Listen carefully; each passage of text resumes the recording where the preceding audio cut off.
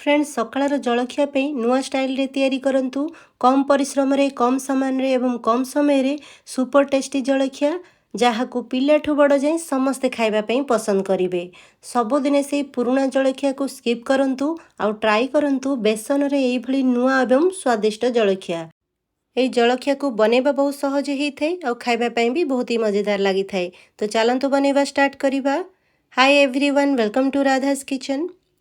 आपको बनैबा पई एठी गोटे बाउल रे गोटे कप बेसन पकेइबा, आरी सांगरे 2 चम्मच सुजी पकेइबा, हाफ चम्मच जीरा, 1/4 चम्मच लंका गुंड, 1/4 चम्मच हळदी गुंड, हाफ चम्मच गरम मसाला पाउडर पकेइबा, स्वाद अनुसार लूण पकेइबा आ बहुत सारा धनिया पत्र को छोट छोट काटिकी पकेइबा। आकु पकेइबा द्वारा आर टेस्ट आउ फ्लेवर बहुत ही बढ़िया आसी थाए।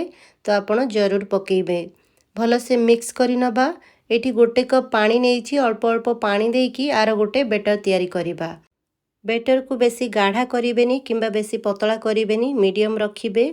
आ एका संगरे पानी पकेइबेनी, नहले लम्स पड़ी जाई थाए। सेथि पई अल्प अल्प पानी देकी आर बेटर तैयारी करिबे।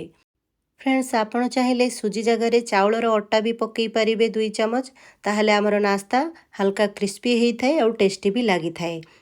फ्रेंड्स मुझे आपण मानू गोटे रिक्वेस्ट करने को चाहिए, जदि आपन को रेसिपीटी भल लगी थाए ताहले वीडियो को गोटे लाइक करिवे, शेयर करिवे और ये नुआ नुआ रेसिपीज देखा हेले मोर चैनल को सब्सक्राइब करिनेबे। आपण माने वीडियो तो देखंती किंतु लाइक और कमेंट करबा भूली जाती। जदि ये रेसिपीटी भल लगी थाए कमेंट सेक्शन रे जरूर गोटे कमेंट करिवे। एबे एठी 2 रु 3 चम्मच तेल पकई नबा और भल से मिक्स करि नबा। तेल पकेबा द्वारा नास्ता हमर सॉफ्ट हेइ थाए और खाइबा पई भी टेस्टी लागि थाए। देखि पारुथबे एठी हमर बेटर रेडी हे गला। एबे आकु हमें कवर करिकी 10 मिनिट जाए रखि नबा। जदि आपनक पाखरे समय कम थाए ताहले 5 मिनिट भी रखि पारिबे।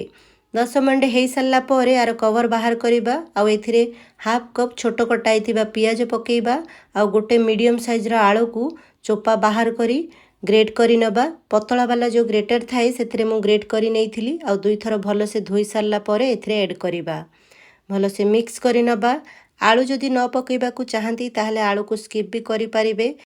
आपण चाहिले आलू जगार गाजर को भी पूरा पतला करी ग्रेट करिकी पकेइ पारिबे, नहले मिक्स करिकी भी पकेइ पारिबे।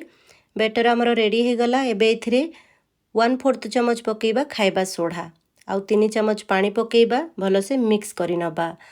जदि बिना सोडा रे आपण ए जलखिया को तैयारी करबा को चाहंती ताहले गोटे घंटा जाई बेटर को कवर करिकी रखि नेबे, ताहले हमर जलखिया सॉफ्ट हेइ थाए और खाइबा पई भी टेस्टी लागि थाए। बेटर हमर रेडी हे गला। एबे गैस ऊपर गोटे तावा गरम करिबा।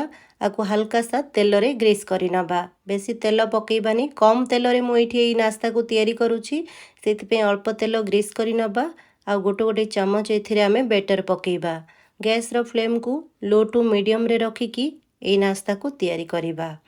जदि आपण चाहिबे ए भली छोट छोट न करी गोटे बड़ साइज रो मझिरे ही पकेइ पारिबे आ पतला करिकी बनै पारिबे।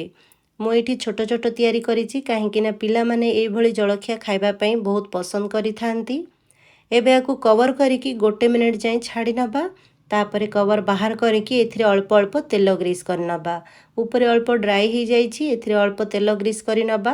तापरे उल्टै नबा। बहुत कम समय रे कम परिश्रम रे आ घर रही किछि जिनिस रे ए जलखिया तैयारी हे जाई थाए आ खाइबा पई तो बहुत ही मजेदार लागि थाए।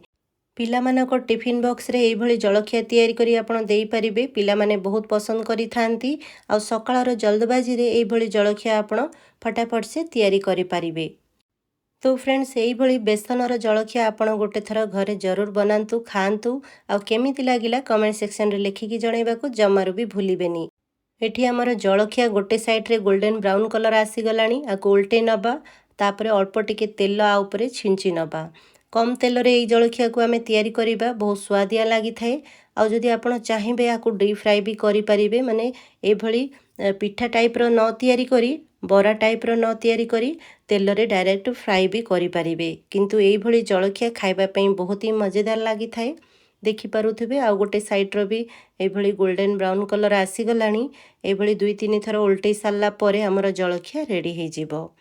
एई जलखिया को आपण गरमा गरम जदि खाइबे ना ताहले आरो टेस्ट बढ़िया आसी थाए। ठंडा हे सारला परे खाइबा पई एते भल लागि न थाए। एठी हमर जलखिया रेडी हो गला सेम प्रोसेस रे सब जलखिया गुडी को रेडी करि नबा एई नियंतु फ्रेंड्स यम्मी टेस्टी चटपटा और मजेदार गरमा गरम जलखिया रेडी हो गला आकु देखिबा पई जेतिकी भल लागि थाए ना खाइबा पई भी सेतिकी मजेदार हेई थाए बहुत कम समय रे तैयारी हो जाई थाए आ खाइबा पई तो बहुत ही टेस्टी लागि थाए ऊपर हल्का हल्का क्रिस्पी हेई थाए आ भितरे बहुत ही सॉफ्ट हेई थाए देखि पारुथबे मु एठी आकु भांगी देखौची भितर पट भी बहुत भल भाबरे सिझी जाईची बहुत ही टेस्टी तैयारी हेईची तो फ्रेंड्स यही भली बेसनर जलखिया आपण तैयारी करंतु आकु ग्रीन चटनी सांगरे हो न टमाटो केचप सांगरे खाई परिबे न खाली एमिति भी खाई परिबे बहुत ही स्वादिया लागि थाए फ्रेंड्स वीडियोटी भल लागिले लाइक शेयर एंड सब्सक्राइब।